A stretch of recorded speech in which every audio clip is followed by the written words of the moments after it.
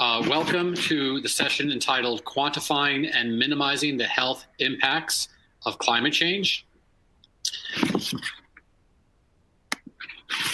I want to thank our event collaborators and sponsors shown on the slide. And a little housekeeping before we get started, that in case you haven't used this webinar platform before, which I think is the case for many of us, you can move and resize the widget windows within the console. And if you have any questions for the presenters, which I'm sure you're going to have, please ask them using the Q&A widget at the bottom.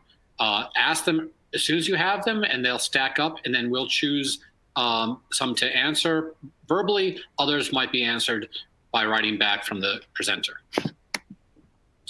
Our presenters are three today. Their bios are on the climate workshop page. I'm not going to give you the long bios here. But what is significant is that all of them are addressing the most significant global health crisis we face, which of course is climate change. And what they're all demonstrating is that we are feeling the effects on health already, and that protecting people is a public health requirement that we can address from multiple different avenues. So I really look forward to these conversations. Our discussant will give a question or comment at the end of each session. Our discussant is Nicole Errett. Nicole is a disaster and public health policy researcher in the Department of Environmental and Occupational Health Sciences at the University of Washington School of Public Health. Following her question or answer or comment, we will then turn to one or two questions and answers in the Q&A box. So with that, I want to turn the session over to Dr. Miriam Marlier. Thank you, David. So to get started, today I'll be sharing results from an online decision support tool that our team built in Equatorial Asia. And this tool connects land use change, climate, and fire-related air pollution. The overall goal of our project is to reduce future negative health outcomes associated with regional smoke pollution, which is also known as haze, from fires occurring in Indonesia. Before I begin, I want to recognize all of my co-authors on this study, as well as the generous support from our funders. As will become clear as I get into the methods and results of our study, this is a truly interdisciplinary project that would not be possible without drawing from such diverse expertise.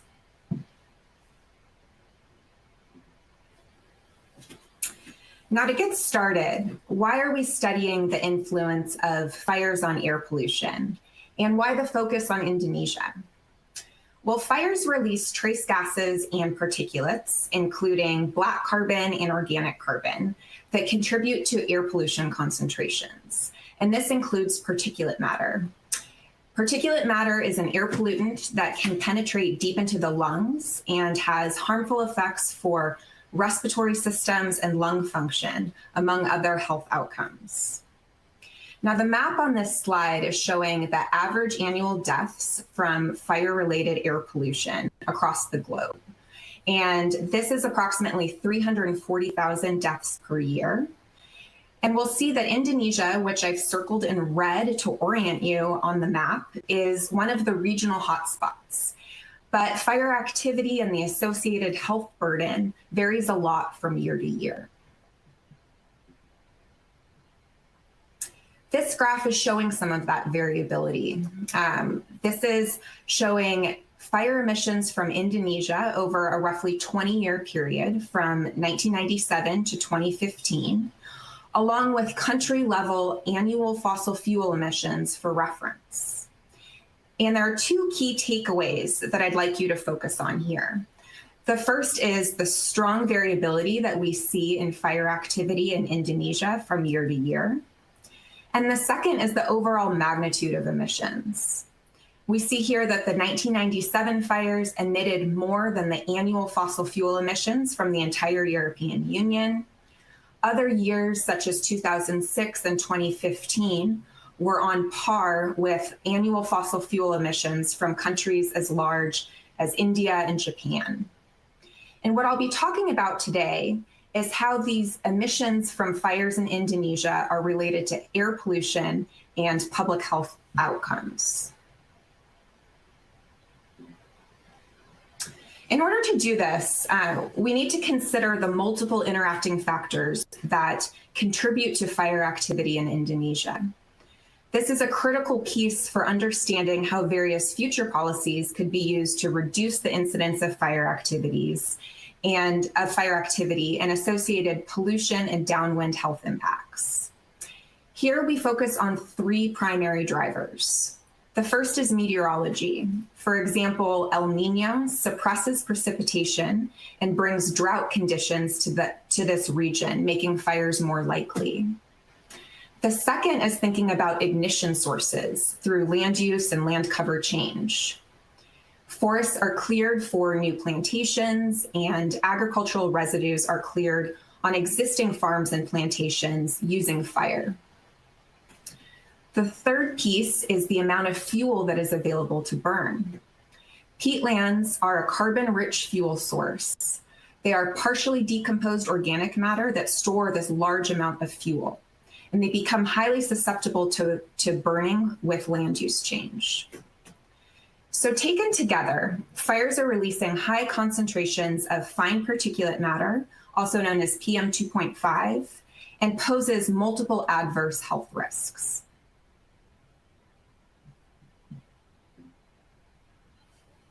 So getting back to our original question of how can we reduce the negative health outcomes from fire-related air pollution, what our team set out to do was build an online decision support tool that connects future scenarios of land use change, fire activity, atmospheric transport modeling, and public health outcomes. To do this, we turned to the Google Earth Engine platform, and this is available for scientific research and hosts a wide array of remote sensing data sets that we used for our analysis. I will discuss each step of our analysis in the next few slides. I want to provide just a preliminary overview of the various data sources underpinning our tool, as well as the connections between them. So first, using satellite remote sensing data, as well as other spatial data sets, we look to characterize the land surface among a number of different dimensions. This includes land cover, where are forests or degraded areas located, the location of peatlands, which I've marked on the map, the bottom map, as well as ownership, where are oil palm or logging concessions located, as well as existing conserved areas. Moving to the right, we next relate fire emissions to land use and land cover transitions using satellite detections of active fires.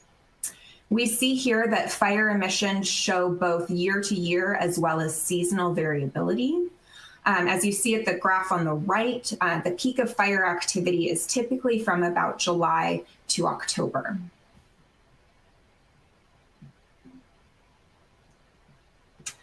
Our third step is to develop future scenarios of land use and associated fire emissions. And here we project forward future land use and land cover changes for the next decade out to 2030. And we use a business as usual scenario as a benchmark to assess the effectiveness of different future policy options. The next step, our fourth step, is to understand where the emissions are transported in the atmosphere from source regions. And to do this, we use a type of atmospheric model, the geochem adjoint model. And what the adjoint model allows us to do is quantify how emissions coming from various areas can impact a specific receptor region. So in the map on the right, we see for the three receptor regions that we focused on for this study, Singapore, Indonesia, and Malaysia, the darker red shades are where each receptor is more sensitive to emissions. So the thing I want you to remember here is the key advantage of this approach for a policy support tool is that we can instantaneously calculate how a change in emissions coming from various land use and climate scenarios would change air pollution exposure as well as public health outcomes. And finally, we use the average annual smoke PM 2.5 exposures calculated by the adjoint model to estimate attributable premature mortality for adults and acute lower respiratory infections in children. So in this last step, what we're doing is we're isolating the impact of fires on smoke-related PM 2.5 and premature mortality. And then we're evaluating how different land management scenarios could change these health outcomes and using this to quantify the public health benefits. So putting these 5 steps together, we built a decision support tool that is publicly available. I have a screenshot here of the actual tool online, which is the smoke policy tool. What the smoke policy tool allows you to do is design scenarios for strategies to reduce fire activity and then immediately quantify the public health benefit. So to walk you through what the tool can do, starting on the left side, in the first 2 steps, a user can choose between various emission scenarios and meteorological years. So this provides a range due to that year-to-year variability. Then they can choose a country-level population-weighted receptor region from one of the 3 countries available. So here we focused on Indonesia, Singapore, and Malaysia. Finally, they can choose a policy of interest. This includes the contribution from various industries, geographic provinces, as well as proposed restoration sites. So then moving over to the right, this is the output of the smoke policy tool. So it calculates the future change in PM 2.5 exposure, the contribution of different provinces, as well as the attributable mortality. So the smoke policy tool is estimating the public health benefits of these various policies.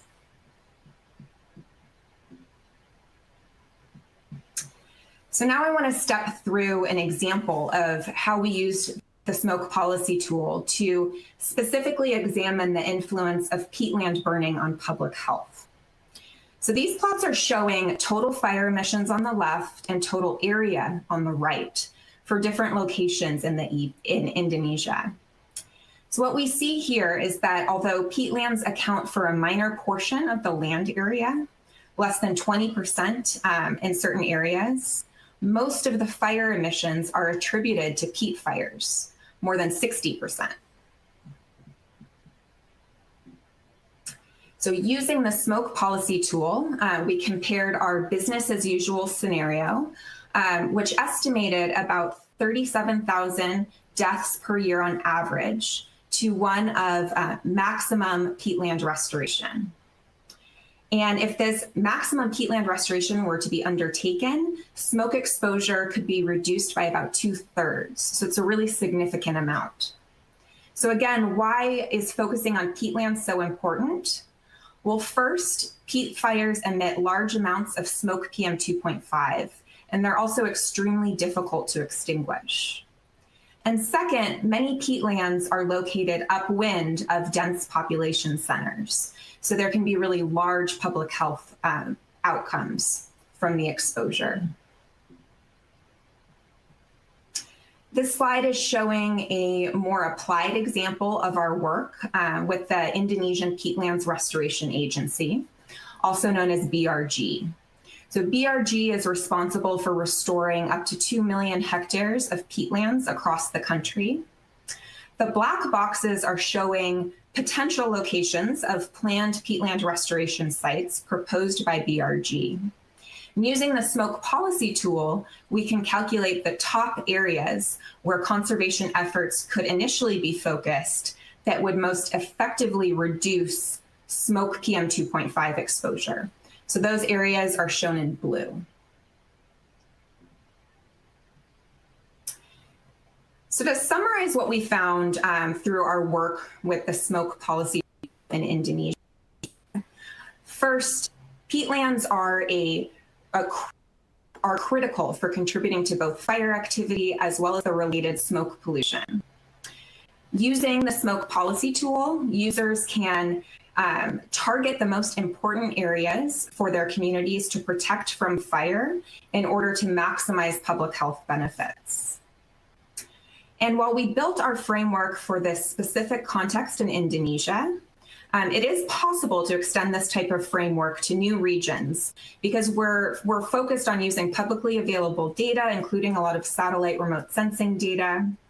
And one potential application is here in the Western US, where we are facing a historic fire season as well as regional pollution impacts.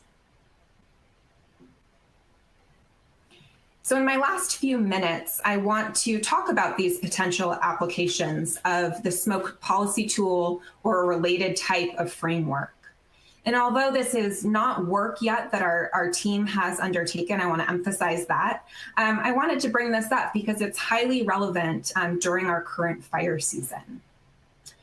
In the Western US, wildfire activity has been increasing in frequency and severity over the past several decades.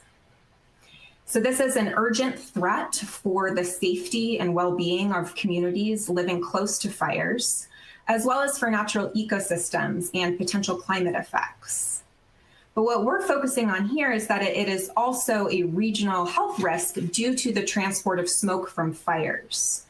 So just as we saw with the smoke policy tool in Indonesia, we see here a satellite image showing smoke transport during the Camp Fire in Northern California in 2018. This graph is showing a time series of wildfire burned area in California. So you can see how this has increased substantially since the 1970s. We also see some commonalities with the situation in Indonesia. And one of these commonalities is the variability from year to year. So looking forward to the future under the influence of climate change, this is results from a study focused in the US, where the authors found that the influence of fires on air pollution is expected to increase by the end of the century, while pollution from other sources would likely decline. And this study really highlighted how vulnerable the Western US is to this fire-related air pollution. So this underscores the urgency of understanding how to reduce fires that are contributing to these negative public health outcomes. So to conclude, the goal of our study was to map connections between land management, fires, air pollution, and public health outcomes. What we did is developed a flexible approach to incorporating new data and scenarios with an emphasis on making our analysis as well as the smoke policy tool publicly available. And while we developed the smoke policy tool for Indonesia, it could be extended to other fire-prone regions around the world. So for anyone who is interested, I have included here a link to both the smoke policy tool and our paper that describes all of the methods in much more detail. So I'd like to thank our moderators for organizing this session, and I'm happy to take any questions. Thank you, Miriam. That is a fascinating presentation and a really important contribution. I'm going to turn the mic over to Nicole Errett, who is going to lead the discussion. Thanks so much, David and Miriam. That was very interesting and important work. It seems to me, I had some time last night to play around with your smoke policy tool, and I was really interested in its ability to target specific provinces for conservation efforts. And I'm, an applied policy analyst. And so as I was going through, I was thinking about how different political, economic, cultural, and social barriers are likely present in different provinces, and within provinces, particularly around some of the conservation efforts for particular land types.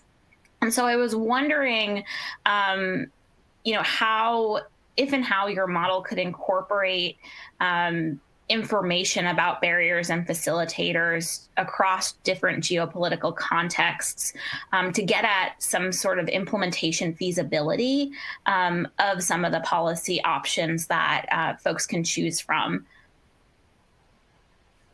That's a really interesting question. So in this version of the smoke policy tool, we are somewhat limited by the spatial resolution of the atmospheric model, though a lot of the underlying input data sets are based on finer spatial resolution satellite data.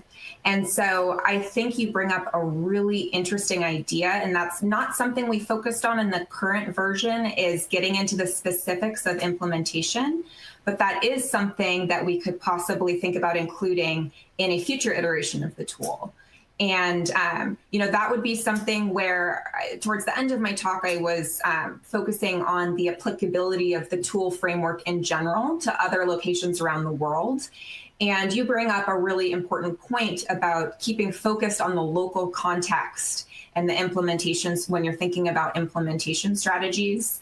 And so that brings up why I think the smoke policy tool, while it can be extended to many fire-prone regions around the world, you do need to include that regional or local specific context. That's great. Yeah, I think it's an excellent tool, and I think it will be an even more excellent tool if there's a way to integrate those policy feasibility options, because it's I wish that everyone was making decisions on health alone, but I think there are other considerations that could make it more or make it even more, I should say, because it is awesome already useful to policymakers. Yeah, thank you for that question. Miriam, we do have a question from Scott Deachman, who asks, now that you've developed this analytic and display engine for the smoke policy tool, how would you adapt it to other regions of the globe? Well, thank you, Scott, for that question. So what I think will be key for thinking about extending this framework to these other fire-prone regions is, getting to Nicole's question, adapting it to include the regional to local specific context. So if we're thinking here in California or the Western US, for example, we will need to consider how decades of fire suppression policies and climate change is influencing the relationships between fire activity, and really pinpointing what people have control over, as well as how that intersects with ongoing climate change, because you can't really, you need to consider the interactions between these multiple effects. Okay, thank you.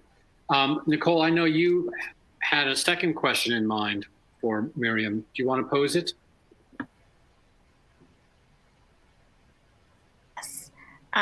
So I was, your work recommends this avoidance of fire on peatlands for a number of reasons, including their high fire emissions potential and location near densely populated areas. I know you haven't done this work in California, but you alluded to, why it's so important to do this work in the Western United States, given this fire season as a indicator of what we might see in the future. Are there analogous land types that you can think of that should be the focus of protective efforts here in the Western US? Yeah, so that's a great question. And what I'd like to emphasize is that what the smoke policy tool and a related framework really provides is it's not just the land types, but it's also where these fires are located. So when you're thinking from public health outcomes, it's really going to depend where the fires are located and then the atmospheric transport patterns that link that to air pollution and population level exposure. So what I would say is that if we're thinking about how this could be applied in other areas, what would be really helpful is to think not only about the different land types that are contributing most to the emissions, but where they're located and which populations we're really focused on protecting from the associated pollution. Thank you. Okay, well, Miriam, thank you very much. I see lots of fascinating questions to talk with you about, but I want to give time to our next presenter. So I'm going to introduce our next speaker, Corey White, who is an assistant professor of economics at Cal Poly San Luis Obispo. And though his bio says that he's starting a new position in the Department of Economics at Monash University in Melbourne, Australia, this month, due to the pandemic, his plans are delayed for that. So we're lucky we still have him here in California. So I turn the mic over to Corey. Okay, well, thanks so much to the moderators of the session and to everybody that was involved in organizing this conference. I think everybody's done really kind of a phenomenal job at transitioning from an in-person symposium to online here and kind of expanding access to all our attendees here. So I'm really appreciative of that. I'm going to present a paper entitled, "Can Access to Healthcare Mitigate the Effects of Temperature on Mortality?" This is joint with my co-author, Jamie Mullins, who's at UMass Amherst. And this paper was actually just recently accepted and forthcoming at the Journal of Public Economics. So you can find the paper, I think in the next couple of days, online at the journal, but you can also find an ungated version on my website if you're interested in taking a look at the paper. So basically what we're going to do in this paper is try to determine how increasing access to healthcare can mitigate the negative effects of extreme temperature exposure on mortality. And specifically to do that, we're going to leverage the rollout of the Community Health Center program across US counties in the 1960s and 1970s to test whether increased access to primary care can mitigate those effects of extreme temperature exposures. And I'll talk a little bit about why we're interested in this setting in particular, why we're looking at this setting, but I want to start by just kind of motivating why we're interested in this question in the first place. So, there's many studies out there, especially over the last 20 years or so, that show the causal effects of exposure to adverse environmental conditions on human health outcomes. Pick your environmental stressor of interest, whether that's air pollution or water pollution or extreme temperature exposure. I've just kind of shown an arbitrary set of these papers here, but of course there's many more. And while we've been busy documenting these causal effects of environmental conditions, there's also been a widespread recognition that environmental damages are heterogeneous across populations. And in particular, disadvantaged populations tend to suffer greater damages. All right, so this is closely related to the idea of environmental justice, where we typically think of disadvantaged populations being exposed to worse environmental conditions. I'm talking about something that's slightly different here. I'm talking about the idea that the effect of changing environmental conditions, or the causal effect of changing environmental conditions, whether that's increasing air pollution or increasing the number of hot days, for example, those also tend to be larger for disadvantaged populations. And to just choose one example here that's closely related to kind of the idea, the theme of this symposium and also my paper, this last paper listed on here by Tamara Carlton and co-authors, they document the relationship between temperature and mortality at a global scale and find very consistently across the globe that low-income populations suffer greater damages, right? The mortality consequences of being exposed to a hot day are much larger for low-income populations across the globe. All right, so while this heterogeneity in environmental damages is really well documented across a wide variety of different settings, the kind of underlying source of that heterogeneity is rarely well understood. All right, so there's many different factors that can contribute to this heterogeneity in environmental damages. And if you were at the low-income communities session this morning, this figure might look familiar to you. But there's a great paper by Solomon Chang, Paulina Oliva, and Reed Walker. It's a review piece that kind of reviews this idea, what drives heterogeneity in these damages.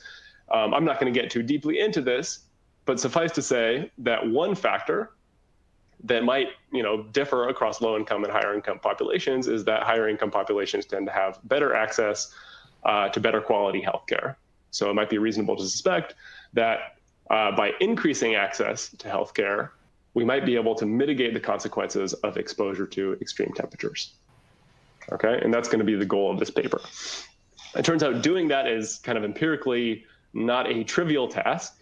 Essentially, what we need is a situation in which we can identify the causal effect of access to healthcare itself, and simultaneously, we need to be able to identify the causal effect of extreme temperature exposure. All right, so we need to be able to do these two things simultaneously so that we can essentially identify the interaction between extreme temperature exposure and access to healthcare.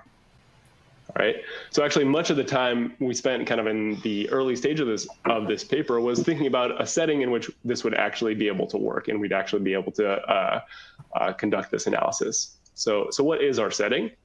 As I mentioned before, we're looking at extreme temperature exposures. One thing I should mention here is we're going to be looking at both cold and hot temperature exposures, right? Both cold and heat, both can kill. And what's important to recognize is that there's very different mechanisms underlying the relationship between cold and mortality versus heat and mortality. And this is something, at least if I have time, I'll get to a little bit more towards the end of the talk. All right, now thinking about access to healthcare, we're going to be essentially leveraging the establishment of community health centers across the 1960s and 70s in the US. All right, and we're going to be following, kind of building off of a paper by Martha Bailey and Andrew Goodman-Bacon. This is in the American Economic Review in 2015.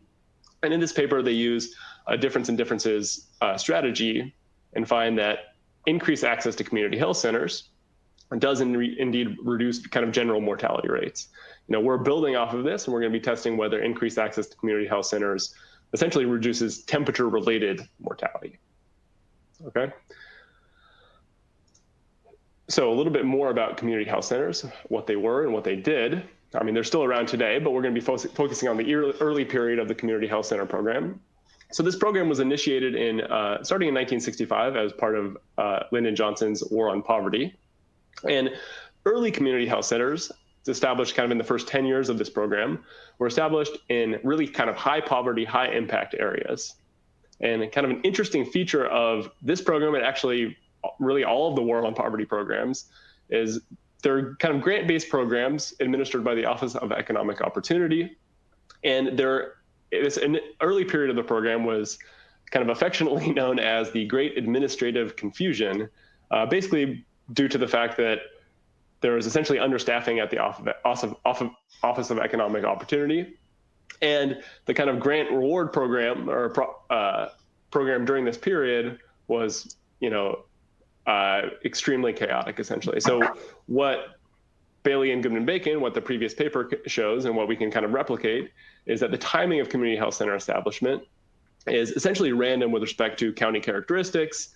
And really importantly, what we can show is that the establishment of community health centers does not actually coincide with the establishment of any of the other War on Poverty programs, things like Head Start or food stamps. All right, so we really do think we're picking up the effect of community health centers and not some other aspect of this kind of larger War on Poverty program. Okay, now what did community health centers do? They provided the direct provision of primary care services for low income and often underinsured or uninsured individuals. When I say, the direct provision of primary care, what's important to think about here is we're not talking about increased access to, say, hospital care or emergency care. Instead, we're talking about preventative care. So, the mechanism we have in our mind here is that perhaps community health centers can essentially increase the health stock of the population, making individuals basically more resilient to, say, temperature shocks when they do come along. But it's not necessarily going to be the case, at least in a direct sense, that community health centers should allow somebody to get better treatment for heat stroke if they're suffering from that particular condition. Okay, so jumping right into kind of the empirics here, I'm not going to spend, in the interest of time and our kind of more general audience here, I'm not going to spend a ton of time talking about the exact specification here. Suffice to say that we're essentially, replicating the result of this prior paper, this Bailey and Goodman-Bacon paper. What we're going to do, that's essentially what we're going to do first, looking at the direct effects of community health centers. the next step is we're going to essentially replicate the literature on temperature and mortality, and we're going to do these two things simultaneously. All right, so we're simultaneously estimating the effect of community health centers on mortality alongside the effect of temperature on mortality. And then we're going to use that to then build our own model where we're going to be identifying the interaction to test how community health centers can mitigate the temperature and mortality relationship. All right, so the two kind of key components of this model you should take into account here are, the left-hand side variable and the right-hand side variable, right? The outcome variable here is the age-adjusted mortality rate per 100,000 population, and the unit of observation here is the county, year, and month.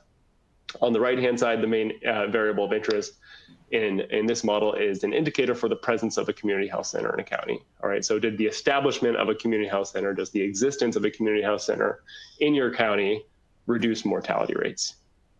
All right, and the next thing we're going to do, as I kind of mentioned earlier on, is we're just going to add in temperature into this basic model. Okay, so the only thing I've changed in the model between the last slide and this slide is I've added in this nonlinear function of daily mean temperatures. All right, so when I say daily mean temperatures is essentially the average of the minimum and the maximum temperature. And when I say nonlinear, all I really mean is that we're going to be able to estimate the effect of cold temperature shocks as well as the effect of hot temperature shocks. And we're going to measure temperature in a variety of different ways. In our simplest specification, temperature is going to be measured with two variables, one representing the number of hot days and the other representing the number of cold days. The kind of hot day variable is the number of days with mean temperature above 80 degrees Fahrenheit. It's about 27 degrees Celsius. And the cold temperature variable is the number of days below 40 degrees Fahrenheit, and that's about 4 degrees Celsius. Okay, and we're going to do this in, as I mentioned, in a variety of different ways, and we'll show you those results. All right, so jumping right into to these results. Again, in the interest of time, I'm not going to dive too deep into what's going on to this table, but suffice to say that in column 1, we successfully replicate the Bailey and Goodman-Bacon paper. We do show that increased access to community health centers does indeed reduce mortality. In column 2, we essentially replicate the literature on the effects of temperature on mortality. And we show that both cold temperatures and hot temperatures increase mortality. And we can do this in a much more kind of flexible specifications. So in panel A here, we have an event study for the effects of community health centers on mortality. So essentially what you're seeing here is the difference in the treatment group and the control group in each year prior to the establishment of community health center, and then in each year after the establishment of a community health center. So you see that there's small differences and insignificant differences between the treatment and control group prior to establishment, and then the treatment group, the group that got community health centers, tend to see decreases in mortality in the years after community health centers were established. All right, and then in panel B and C, we have two different ways of parameterizing temperature. And what we see is kind of a familiar U-shaped relationship where both cold and hot temperatures do indeed lead to increases in mortality. All right, so with these results in hand, we then go on to build our model for estimating the interaction, which is kind of our ultimate object of interest in this paper. Okay, so I'm going to start with a model that we refer to as like that naive approach here. And the reason we're doing that, we refer to it that way, is all we're doing here is taking the model we previously estimated, and on the right-hand side of this model, we add in an interaction between community health centers and our temperature functions. All right, and the reason we call this, again, the naive approach is because this approach makes implicitly a couple really strong assumptions that we don't necessarily think are realistic. All right, the first assumption here that this implicitly makes is that there are essentially no pre-existing differences in the temperature mortality relationship between counties that got community health centers and counties that didn't. And this also implicitly assumes that there's no trends in the temperature mortality relationship that were unrelated to the establishment of community health centers. All right, because we think those assumptions are pretty unrealistic, we want to make sure we can relax those assumptions in our kind of preferred approach here. So essentially, we're going to do that by adding in additional controls to the model. So in blue here, in blue, red, and orange are the things we add. And in fact, actually, just in blue and red are the things that we really need for this model. So first, we kind of think of this approach as like a difference in differences design for estimating the effect of community health centers on the temperature mortality relationship. Now, the first additional control we add in is an interaction between our temperature functions and a time invariant indicator for whether you ever got a community health center. So in the context of like a diff and diff design, you can think of this as like a treatment group indicator or county fixed effects. We also allow the temperature mortality relationship to change over time in a way that's common to all counties. We do that by adding in an interaction with temperature, our temperature function, in either a time trend or your fixed effects. And that's kind of like time fixed effects in a standard diff and diff design. We can also add in controls for the AC penetration, the air conditioning penetration rate in a given county. We don't actually think that this should matter for our research design. And in fact, we don't find that it actually makes much of a difference adding that in, because it would really only matter if community health center, access to community health centers was correlated with access to air conditioning, which would actually kind of invalidate our research design. So it's reassuring to find that that's not the case. All right, jumping into the main results. I'm really just going to focus on column 1 here. The rest of the columns are essentially specification checks, alternative ways to estimate the model. But in column 1, that first row, that's the potential mitigating effect of cold temperatures. And the second row is the potential mitigating effect of hot temperatures. So what you see here is that for cold temperatures, that coefficient estimate is relatively small, and it's not statistically different from 0. What that means is we find no evidence that increased access to community health centers mitigated the relationship between cold temperatures and mortality. In the second row, in red, we see a negative coefficient estimate that is statistically different from 0 at the 5% level. And what that implies is that we do find statistically significant evidence that access to community health centers mitigated the heat mortality relationship. Okay, interpreting those numbers, the actual magnitudes of those estimates, is a little bit confusing. So I'm going to kind of translate this into something that is a little more intuitive. So that estimate in red there implies that community health center access, having a community health center in your county, mitigated the relationship between heat and mortality by about 14%. Okay, we can do this, again, measuring temperature in a variety of different ways. Basically, no matter how we do this, we don't find much evidence for an effect with cold temperatures. And we find, depending on the specification, a mitigating effect of between about 11 and 15% for hot temperatures. And that depends on how exactly we define hot temperatures. All right, so we find an effect of community health centers on the heat mortality relationship, but not cold. Why is this the case? Well, first, I would just like to kind of highlight the fact that there are very different mechanisms that underlie the heat versus cold mortality relationship. So we shouldn't necessarily expect that the same type of healthcare should mitigate those two relationships equally. All right.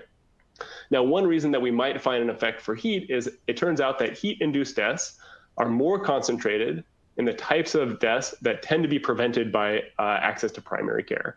So it turned out that community health centers mainly mitigated causes of death that were related to hypertension. About 71% of heat-related mortality is in these causes of death, and still a significant fraction, but only 50% of mortality, of cold-related mortality, is in those same causes of death. Okay, another interesting difference between heat and cold is for heat, heat-induced deaths tend to be much more immediate, so happening on the day of or the day after a temperature shock, and cold-induced deaths tend to be much more delayed, happening up to even a month later. And this has kind of interesting implications for the types of healthcare that we should expect to mitigate these temperature mortality relationships. And in particular, so we should expect that preventative care might be more effective for heat because there might not be enough time for, say, medical treatment to be effective at reducing that type of mortality. All right, and for cold-induced deaths, we might actually expect that there is enough time between the cold event and mortality for effective medical intervention to be effective. All right, so I'm just about out of time here, so let me take about 30 more seconds to wrap up if that's okay. We actually investigate this last statement to some degree here. All right, we actually use a different sorts of variation in access to healthcare, and we do find that access to medical treatment does mitigate the cold mortality relationship and not the heat mortality relationship. One last statement, particularly relevant for this conference, I think one of the main takeaways of this paper is that expanding access to healthcare, especially primary care, can be a potential adaptive tool for climate change. And with that, I'll leave you there. Thank you, Corey. Really important work. As Jonathan Parfrey from Climate Resolve comments that, and he extolled your work too, the CHC reduction, in terms of IPC frameworks, you might want to think about calling it a reduction in sensitivity of the population. So I'm now going to turn the mic over to Nicole, who our discussant, Nicole Erard, who's got some questions for you. Please, audience, add your questions to the Q&A. Thanks so much, both of you. This was excellent and very interesting. I'm wondering, I know you mentioned that access to air conditioning wasn't different in the communities that had the CHCs versus not, but I'm wondering, are there any other services that might be more likely to be had in communities where these CHCs were placed or concurrently placed at that time that might account for some of these differences that we're seeing? So what's really... Go ahead. Sorry. Yeah, so what's really important... that's a great question. So what's really important about our kind of research design here is that we're not necessarily directly comparing communities that got community health centers with community health center or with counties that didn't. We're instead kind of exploiting the timing of when the community health centers were established, right? So they were established over like this 10-year period, and what essentially we can show is based on about 20 different county characteristics that we can measure. There's almost no correlation with the timing of community health center establishment and any of those county characteristics, including things like average temperature or air conditioning penetration rates, also things like income or population density. I should note that, of course, the counties that did get community health centers ever versus the counties that didn't, those are very different counties, but our research design actually kind of takes that into account, and we're not directly comparing those. Does that answer your question? Yes, in part. I guess I'm wondering, during this time where there were a lot of, resources being, developed in terms of addressing poverty and community health centers being one of those things, I was just wondering if there were any other social services that might have been introduced at the same time to those same communities that might account for those differences, and if that's even possible to look back on.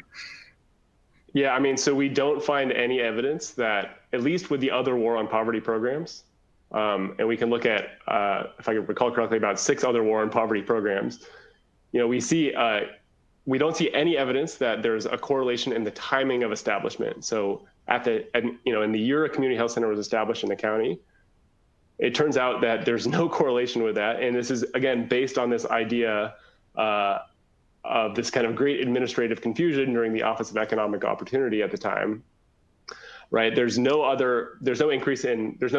on average, there's no increase in other programs in those same counties at the same time. Eventually, of course, right, the counties, so the high population counties, say Los Angeles County, of course, they were one of the counties that got community health centers during this period. Basically all high population counties did, and they also got essentially all these other services eventually, but not necessarily at the same time. Thanks so much. So I had one other question, which you may or may not be able to answer, but just your own thoughts on this. So there's been a lot of, focus on increasing preparedness for the healthcare community writ large over the past several years, and including a recent rule by the Centers for Medicaid and Medicare Services to increase emergency preparedness for federally qualified health centers and rural community health centers. And, those are for kind of those acute onset events. And so you're here talking about the role of these organizations in preventive care. And I'm wondering, are there other things that we can do to fortify these centers for these more slow moving, pre-event things that, really the rules, I guess, and the work has been focused on the ability to perform post an acute event. But how do we kind of think about the role of these centers in the context of a slow moving, changing climate? Yeah, I mean, I think that's a great question. I think that highlights, one of the important aspects of this work is that I think much of the focus, as you mentioned, has been on kind of acute events. When we think about climate-related health damages, we often kind of automatically think about things like heat stroke or direct, heat-related illnesses, but that's not necessarily what we're thinking about here. In terms of, what we can do as kind of, in terms of public policy, basically what we need to do is, in terms of specifically thinking about climate change adaptation, and I'm going to, kind of take this from a scientific point of view as well, we need a better understanding of exactly all the types of diseases that are really affected by a warmer climate. That's something that I think as a scientific community, we can really kind of develop a further understanding of. And then once we have that understanding, we need to invest in, the types of healthcare that actually mitigate, those types of health events. Thanks so much. We are going to, before we turn over to the next speaker, I am going to take the moderator's opportunity to say two things. One is that, Corey, I think this is really fascinating. And there's sort of two questions. You don't have to answer them, but if you want to, you can. One is to keep in mind the question of equity, and if it's possible to do an analysis looking at the racial composition of communities where CHCs were cited, and are there some communities that benefit more than others? If there are higher or lower proportions of African Americans or some other group, to think about who is benefiting, if it's equal across groups. And the other thought is to think about how you might blend this research or this data set with urban heat island data to look again, or similarly to look at redline communities data, like the data that Vivek Chandas has recently done from Portland State, to think about, again, where are the communities that are getting these benefits, and are they equally distributed? Yeah, do I have time to take up those questions real quick? Yeah. So on the first point, we actually do, I don't think this actually ended up making it into the paper, but, with the mortality data we have, it's at the individual level. So we do know the race of the decedent, and we actually don't find any statistically significant differences across white and non-white populations. In a second component of the paper, we're actually looking at Southern hospital desegregation, and that's, by definition, more relevant to the non-white population, obviously. So in that part, kind of by definition, those benefits do only accrue to African Americans. Regards to the second question, I think that's fascinating, and I would love to kind of pursue that idea. And that's been something that's kind of been in the back of my mind, and I haven't quite figured out how to do it yet. But that's something that I've actually been thinking a lot about. So I'm glad you brought it up. Okay, great. Well, we can talk offline. I'm going to now, thank you very much, Corey. I'm going to turn now to our third discussant, our third presentation by Ajin Lee. Ajin is an assistant professor in the Department of Economics at Michigan State University, and her complete bio can be found on the workshop website. Ajin, over to you. Thanks a lot, David. I'm really excited to be part of this great session. And today I'm going to talk about my work on prenatal exposure to extreme temperature on maternal health. This is a joint work with Ji-Yoon Kim at Swarthmore College and Maya Rosen-Slater at Stanford. To motivate our study, I want to briefly point out that the US has experienced a deterioration in maternal health over the last few decades. And the burden of maternal health costs is not borne equally by all women. For example, Black women are 3.3 times more likely to die from a pregnancy-related cause than white women. Most discussions on maternal health have previously focused on the role of the healthcare system, but we know much less about other determinants of maternal health and racial disparities in it. So in this paper, we studied the impact of exposure to extreme temperature, which is an environmental factor that is becoming increasingly relevant given the growing consensus on climate change. Like Corey mentioned in the previous presentation, there's a huge literature that identifies short-term effects of extreme temperature on several outcomes. Multiple studies have also focused on negative effects of in utero heat exposure on birth outcomes, highlighting the sensitivity of the prenatal period to extreme heat. We contribute to this literature by studying the relationship between prenatal temperature exposure and maternal health. We're going to be using inpatient discharge records that provide more accurate information on maternal health, and our empirical strategy accounts for the role of the adaptation. A growing literature demonstrates that accounting for adaptation is important for measuring the effects of temperature and climate change more broadly. Individuals in historically hotter places may adapt to high temperatures through the adoption of mitigating technologies such as air conditioning, and also through behavioral responses such as spending more time indoor. So in this paper, we study the effects of exposure to extreme temperature during pregnancy on maternal hospitalizations. We use the universe of administrative inpatient discharge records from 3 states, Arizona, New York, and Washington. And we're going to be exploiting residual variation in temperature over time within narrowly defined geographic and demographic cells. We also examine heterogeneity across historically cooler and hotter counties to understand the role of adaptation. And we also explore heterogeneity between Black and white women to measure racial disparities in the response to extreme weather events. Our data on maternal health comes from the state inpatient databases from HCUP. These files contain the universe of inpatient records from participating states. And we focused on 3 states, and our resulting sample consists of roughly 2.72 million records of 2.24 million mothers from Arizona, New York, and Washington. To measure temperature exposure, we obtain data from NOAA.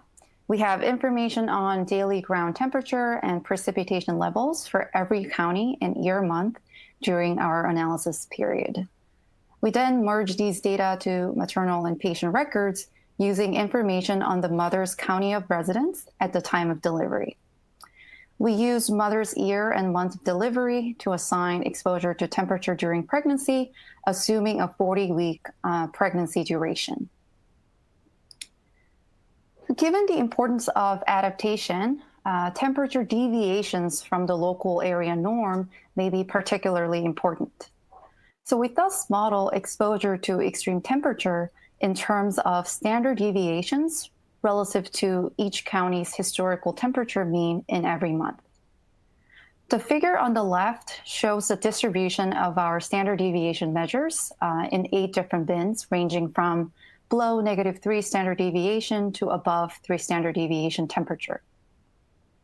On the right, we show the distribution of absolute temperature in 10 different bins, ranging from below 10 degrees Fahrenheit to above 90 degrees Fahrenheit. While we use the standard deviation measure for our main specification, we also estimate the models with absolute temperature levels. So looking at our data, I'm just going to point out a few important summary statistics here. The average pregnant woman experiences 5.6 days with mean temperature between 2 and 3 standard deviations above the county mean, and 0.2 days with mean temperature of at least 3 standard deviations above the county month mean. So these are very rare extreme weather events. Using absolute temperatures, the average pregnant woman experiences 3.9 days with mean temperature falling between 80 and 90 degrees, and 0.8 days with mean temperature above 90 degrees. So these are some extreme weather events that we want to focus on in this paper. Approximately 4.5% of women get hospitalized during pregnancy, with the most common diagnosis being a pregnancy-related complication. The goal of this paper is to quantify the causal relationship between extreme temperature and maternal health. A central challenge, of course, is that exposure to extreme weather is not randomly assigned. So to address this challenge, we're going to follow prior literature by leveraging temperature variation within narrowly defined geographic and demographic cells. So here's our estimation. I'm just going to point out a few things that are important. So Y is going to be the outcome of a mother residing in County C, giving birth in year M and month M of race R. So you see that we define our data into these small cells that's defined by the birth year, month, and race of the mother.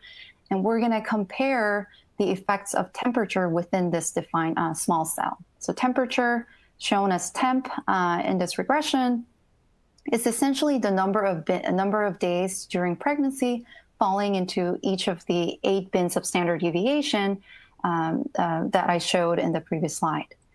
In alternative specifications, we use the number of days during pregnancy falling into each of the 10 bins of absolute temperature. We flexibly control for precipitation during pregnancy. We also include a fixed effect for every county by month by race cell, again, allowing us to compare temperature variation within this narrowly defined cell. We also include state by year fixed effects, as well as county by month specific trends to account for any sort of county specific trends that are happening over time. So to help you understand this somewhat complicated regression, I would like to briefly talk about a thought experiment that you can use to get the intuition behind our estimation. So our model identifies the effects of extreme temperature exposure using year-to-year deviations in temperature from the county month trend within each cell. So as a concrete example, consider a Black woman giving birth in Queens County, New York, say in August 2010, and another Black woman giving birth in the same county in August 2011. Our empirical strategy leverages the arguably exogenous difference between these two women in temperature deviation during their pregnancies that's deviating from the Queen-specific quadratic trend among all August births. And we also try to control for average differences in temperature exposure between all New York State births in 2010 and 2011. Our estimates of beta represent causal effects of pregnancy exposure to temperature under the assumption that the within-cell variation in temperature is uncorrelated with other determinants of maternal health. While this assumption is inherently untestable, we present some indirect tests to assess its plausibility. First, we check whether there's any systematic relationship between the temperature variation and population demographic characteristics. We find that temperature exposure is not correlated with the racial composition of mothers in our data, nor with the share of mothers residing in zip codes of different median income distributions. Second, to address the possibility that extreme temperature could influence fertility rates and thus affect the selection into our sample, we estimate models that use the number of births in every county month as the outcome. And we find no relationship between our temperature variation and fertility rates. And third, we test the robustness of our results to including hypothetical exposure to temperature, assuming a mother gave birth either 1 or 2 years before or 1 year after her actual delivery year month. We find that the main effects of exposure during pregnancy remain strong and significant even when we add these leads and lags of temperature exposure. Now, moving on to the result, this figure summarizes the main finding of our paper. It shows the effect of temperature exposure on maternal hospitalization during pregnancy. So we can see that exposure to extreme temperature above 3 standard deviation significantly raises the likelihood that a mother is hospitalized during pregnancy. This table summarizes the regression coefficients. And looking at the last row of the table, column 1 shows that an additional day with above 3 standard deviation temperature during pregnancy raises the likelihood of maternal hospitalization by 0.1 percentage points, which translates into a 2.2% effect when we evaluate it at the sample mean. In column 2, we show that the increase in prenatal hospitalizations is driven by visits for emergency and urgent reasons, suggesting that the effect we find represents a deterioration in health as opposed to an improvement in healthcare access or utilization. Next, we examine the causes for maternal hospitalizations. In this figure, we present coefficient estimates as well as 95% confidence interval on the effect of exposure to above 3 standard deviation temperature on various diagnosis codes. And here we find that the increase in maternal hospitalizations in response to extreme temperature is driven by a range of pregnancy complications, including hypertension, excessive vomiting, as well as a range of other complications and conditions. We find that the effect of extreme temperature on prenatal hospitalization are different across mothers from different racial groups. The estimated adverse effect of extreme temperature is particularly large for non-Hispanic Black mothers. We observe that with either above 3 standard deviation or below 3 standard deviation temperature increases the likelihood of hospitalization for Black women by 0.4 percentage points or 5% when we evaluate it at the mean. By contrast, for non-Hispanic white mothers, we only find a 0.1 percentage point or 2.4% increase in the likelihood of prenatal hospitalization associated with extreme heat events.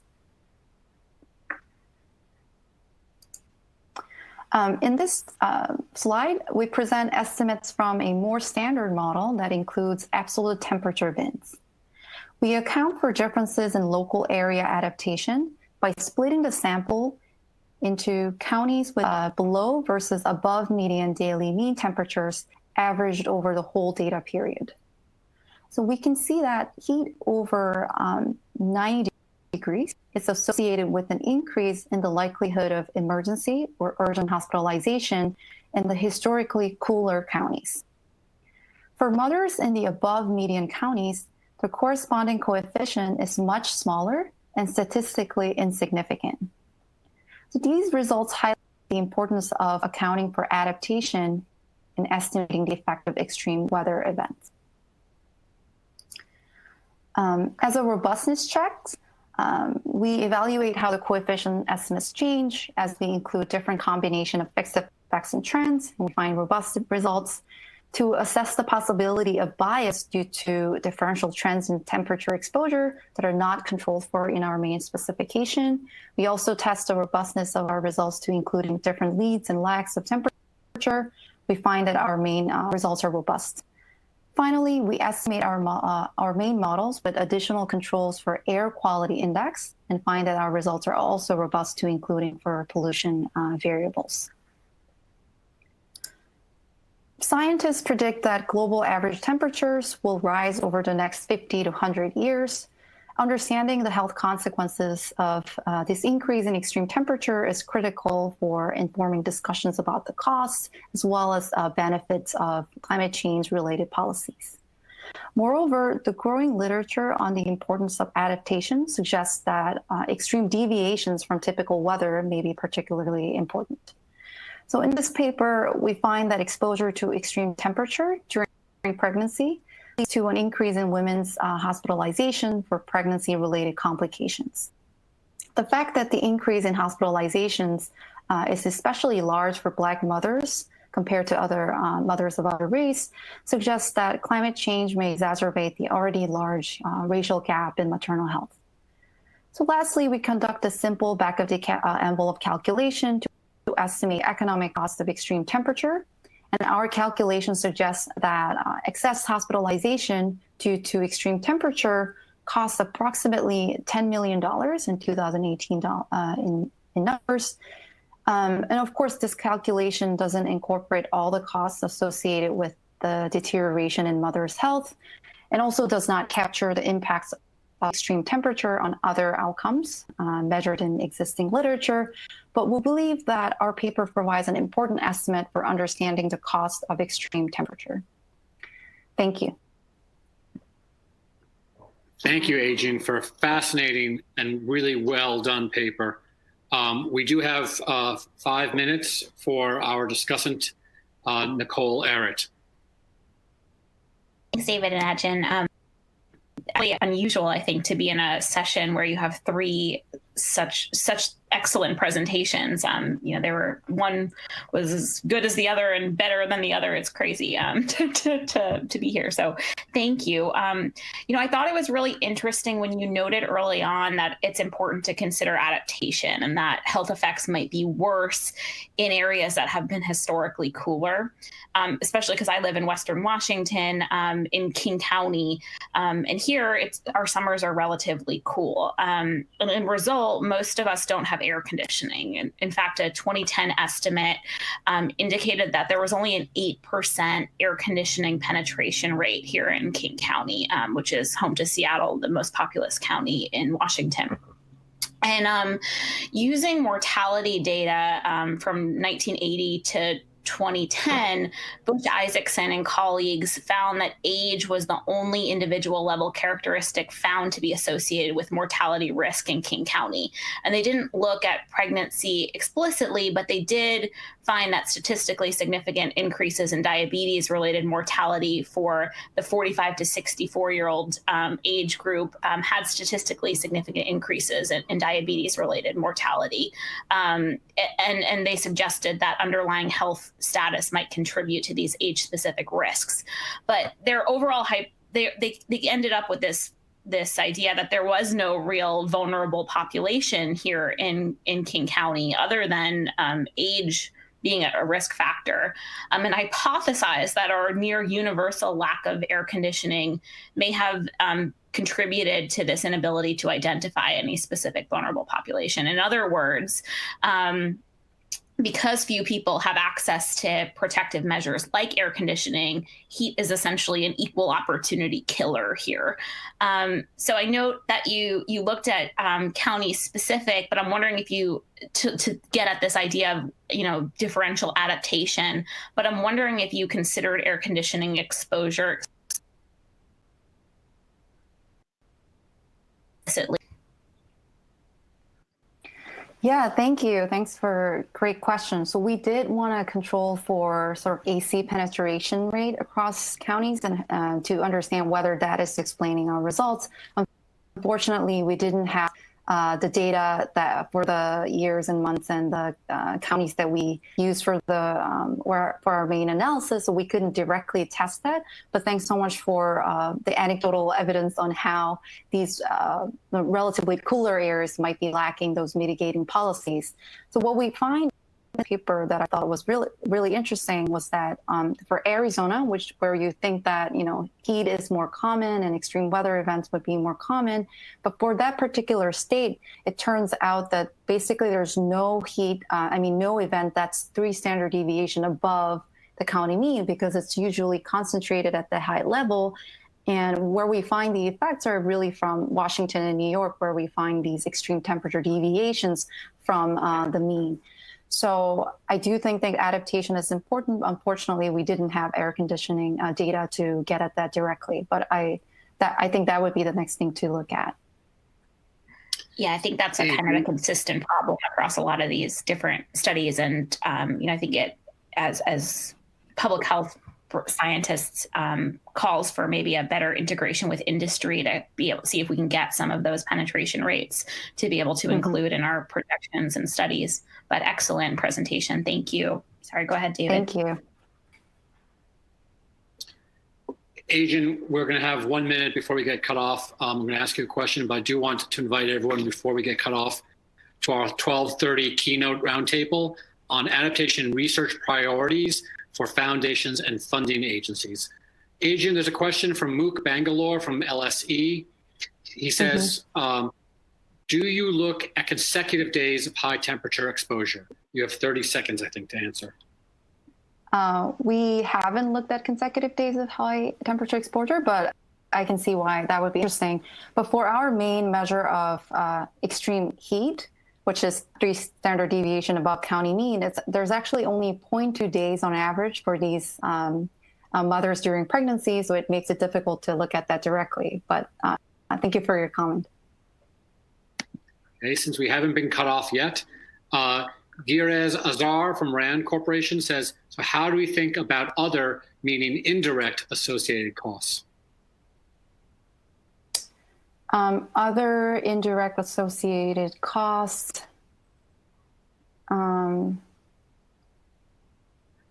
wonder if Golreds is thinking about indirect associated costs with maternal hospitalization. Like we've thought of like potentially mothers losing time off work, which could be a cost that we cannot estimate directly. And like I said, we're unable to measure the cost of all costs associated with maternal health or maternal labor supply decisions. So that's definitely a limitation of our paper. Okay, well, thank you very much. I do want everyone to come to the next session if they can, where you'll hear a discussion on the future of adaptation research, featuring leaders from state and federal agencies, foundations, advocacy, and academia. It really is something not to miss. So thank you all. Thank you to all our presenters and Nicole Errett, our discussant, for really fantastic research. Very excited by the results of this session. Thank you all.